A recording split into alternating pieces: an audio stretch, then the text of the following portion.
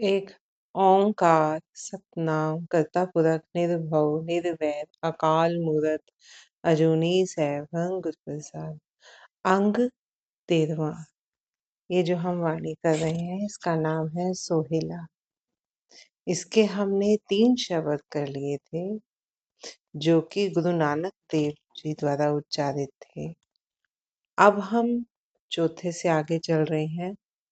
राग गौड़ी पूर्वी महल्ला चौथा। गौड़ी पूर्वी ये राग का नाम है और महला चौथा मीन्स ये गुरु रामदास जी की वाणी है। काम क्रोध नगर बहु भरिया मिल साधु खंडल खंडा है। मनुष्य का शरीर रूपी नगर है जो ये काम और क्रोध से भरा रहता है। ये मनुष्य जो है, ये जो हमारी देह है, ये एक नगर के समान है। सब कुछ इसी में ही मिलना है। सारा व्यापार, सारे धर्म, सारे कर्म इसी देह में ही होने हैं, देह के द्वारा ही होने हैं। तो क्या कह रहे हैं गुरु महाराज? मनुष्य का शरीर रूपी नगर काम और क्रोध के साथ भरा रहता है। गुरु के माध्यम से ही काम और क्रोध का खंडन मीन्स भेदन किया जा सकता है, क्योंकि गुरु ही आपको सही और गलत का बता सकता है। हाँ, हर जीव को लगता है, हर मनुष्य को लगता है कि मैं तो बिल्कुल ठीक हूँ। जो आप हो आपको लगता है कि आप ठीक हो। आपकी जो कमी है, जो सही रास्ता है, जो सही शिक्षा है, जो सही उपदेश है, वो आपको गुरु ही बता सकते हैं।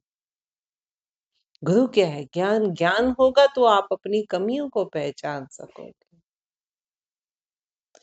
तो गुरु के माध्यम से ही काम और क्रोध का भेदन किया जा सकता है।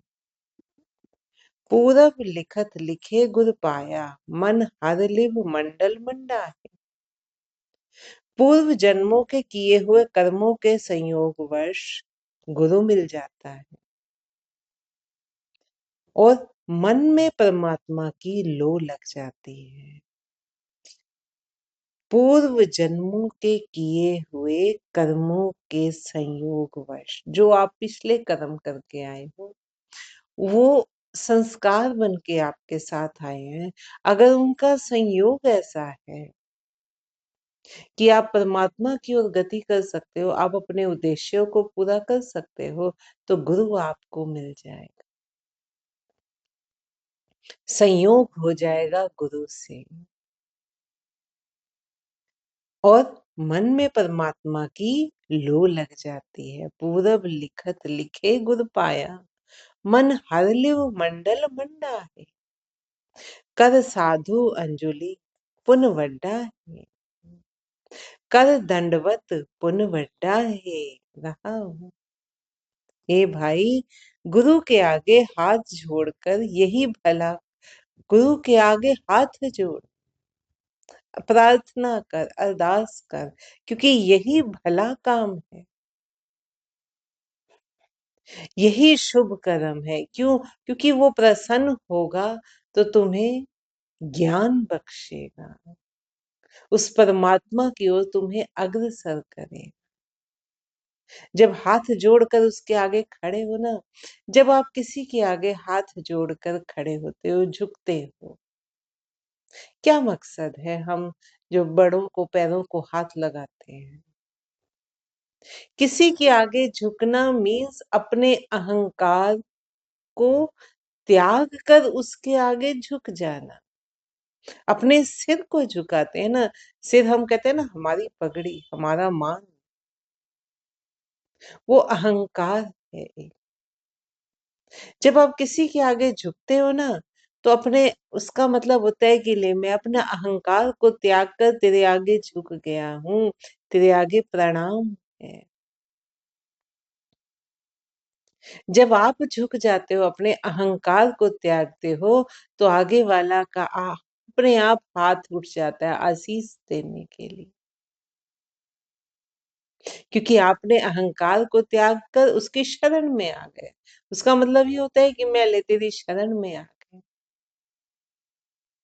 आगे से वो भी प्रसन्न होकर फिर आपको आशीष देता है कि अगर तू अहंकार को त्याग रहा है तो परमात्मा तुझे ये सुख ही रखे या कुछ भी आशीष।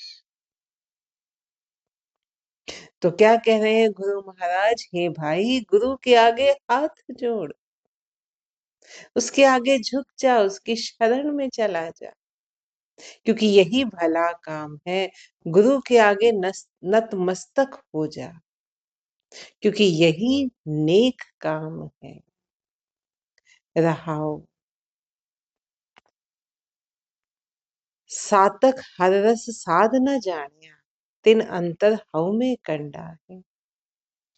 जो लोग परमात्मा से टूटे हुए हैं, साकत, जो परमात्मा से टूटे हुए हैं, वे उसके नाम के रस को समझ नहीं सकते। क्यों? क्योंकि उनके मन में अहंकार रूपी कांटा गड़ा हुआ होता है। जो जिसके आगे अहंकार, जिसका अहंकार बहुत ज्यादा होगा, वो नहीं झुकेगा किसी के आगे। जो हम अभी बात कर रहे थे ना, किसी को प्रणाम करना, हाथ जोड़कर उसके आगे खड़ना कि अहंकार को त्याग कर मैं तेरे सामने आ गया। लेकिन मनमुख जो लोग हैं, जो लोग परमात्मा से टूटे हुए हैं, जो मन के पीछे चलने वाले, वे उसके नाम रस को समझ नहीं सकते, प्रभु के नाम रस को वो समझ नहीं सकते, क्योंकि उनके मन में अहंकार रूपी कांटा गड़ा हुआ होता है। ज्यो ज्यो चलहे चुभे दुख पावे, जमकाल सहे सिर डंडा है। जैसे जैसे वे चलते हैं, मीन संसारिक कार्य व्यवहार में लीन होते हैं, यह अहम का कांटा और अधिक चुभना शुरू हो जाता है।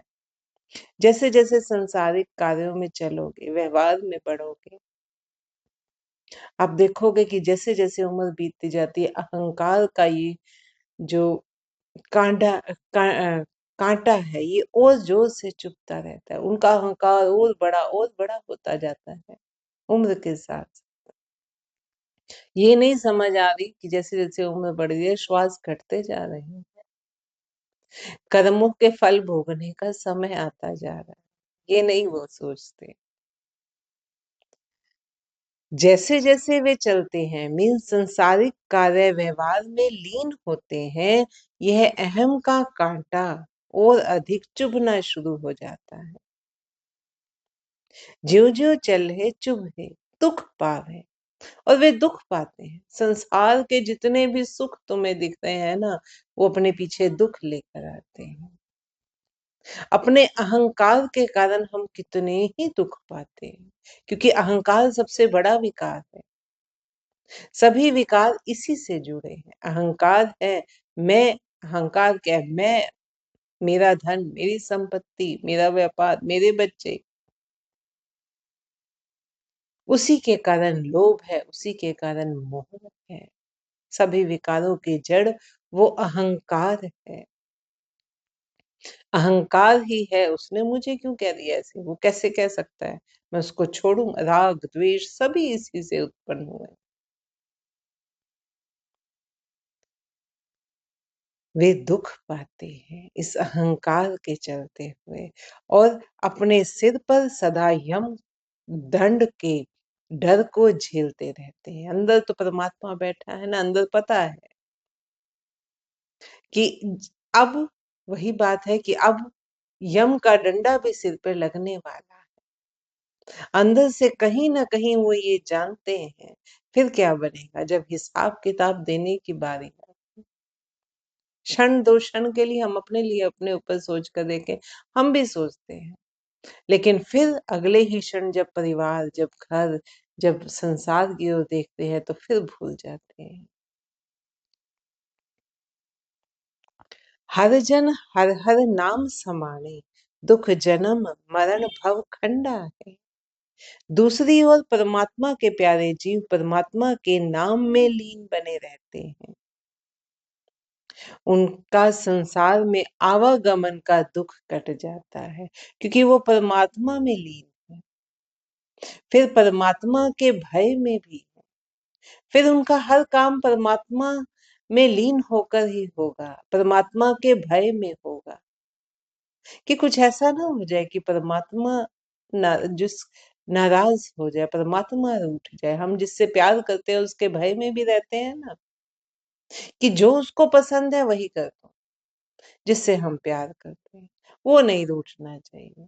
ऐसा ना हो कि उसको कोई बाधा, जो उसको चाहिए वो हम कर दें। परमात्मा के प्रेम में, परमात्मा के भय में रहते हो उनके सारे कार्य सिद्ध होते जाते हैं। जब आप विकारों से छूट गए तो आवागमन, आवागमन कहाँ का? इस संसार में आवागमन मृत्यु और जन्म से छुटकारा हो जाता है। उसका दुख उनका कट जाता है। ऐसा नहीं है कि उनकी मृत्यु नहीं होगी, मृत्यु होगी, लेकिन एक ही बार मृत्यु होकर परमात्मा में लीन हो गई, जिसको हम कहते हैं ना कि मोक्ष प्राप्त हो गया। वो उन्हीं का होता है जिनका जीते जी विकारों से मुक्ति हो जाए। आगे तो फल मिलना है, क्योंकि जो कर्म उन्होंने यहाँ किया उसके फल स्वरूप उनका आगे जन्म ही नहीं होना, ना मृत्यु होनी। फिर यहाँ का आवागमन जो है, आना जाना जो है, उसका दुख उनका कट जाता है। अविनाशी पुरख पाया परमेश्वर, बहुशोभ खंड भरमंडा है।